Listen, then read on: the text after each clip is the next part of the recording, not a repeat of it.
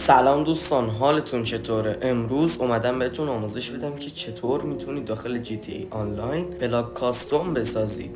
خب شما الان هیچ کار خاصی نیاز نیست انجام بدید، فقط یا باید داخل لینکی که داخل دیسکریپشن گذاشتم کلیک کنید یا اینکه وارد گوگل کروم بشید. خب الان من اومدم داخل گوگل کروم و اینجا سرچ میکنید GTA آنلاین لایسنس پلیت.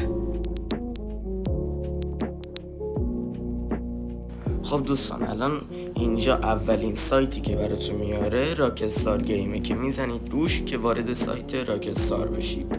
و خب حالا اینجا اگه اکانت دارید که روی ساینینگ و اکانت ندارید روی ساینگ آپ میزنید. و خب اینجا الان از شما میخواد که سال تولدتون رو وارد کنید که حالا من اکانت دارم و کسایی که اکانت ندارن اینجا باید بسازن. و خب اینجا من ایمیل و اکانتمو میدم و وارد اکانت میشم. یه کد میاد واسه ایمیلتون که واردش میکنید و اینجا الان شما روی ساینینگ میزنید که وارد اکانت بشید و حالا سایت راکستار گیم میشید.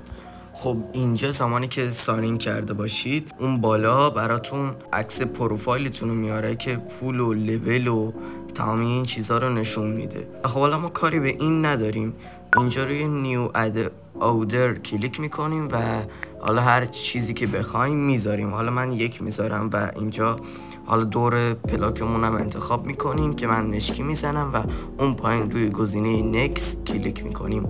اینجا هر ماشینی که بخوایم رو انتخاب میکنیم و حالا من مثلا به صورت رندوم حالا هر کدوم که خواستم رو میذارم. و خب اینجا زمانی که ماشینتون انتخاب کردین روی پلیت اودر کلیک میکنید و خب اینجا الان دیگه کار ما تمام شدش و وارد گیم میشیم. و خب اینجا الان براتون یه دونه پیامک میادش که گوشیتون رو میارید بالا و زمانی که این پیامک اومدش وارد لس سانتوس کاستوم میشید. و اینجا زمانی که وارد شدید فقط یه دونه اون بالا قسمت پلیت اودر رو میاره و فری هم هستش.